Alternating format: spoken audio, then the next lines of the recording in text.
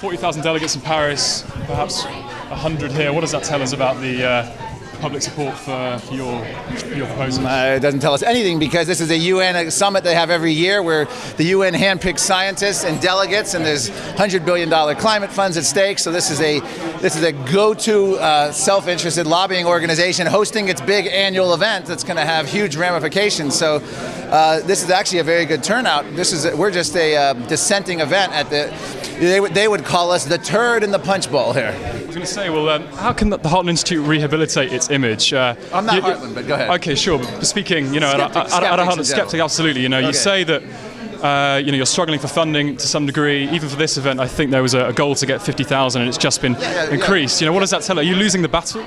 No, not at all. We've always been. I mean, if you look at the historical thing, the Union of Concerned Scientists, left-wing environmental group, did a study that said ExxonMobil throughout the 90s gave $19 million to global warming skeptics, 16 to 19 million.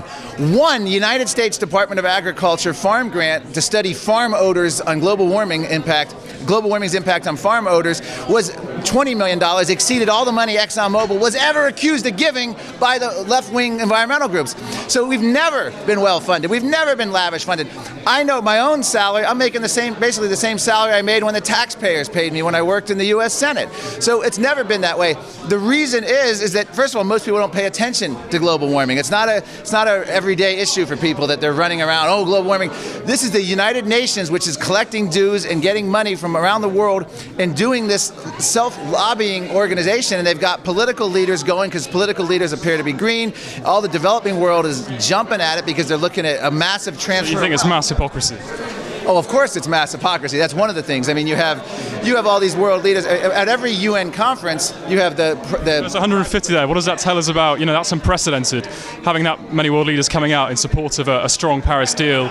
Surely we can read good things into that. Well, I mean, in the United States, for instance, Gallup says that there's no change in concern among Americans of global warming since 1989. Global warming doesn't even show up in the top 15 issues. Global warming is dead last among environmental issues.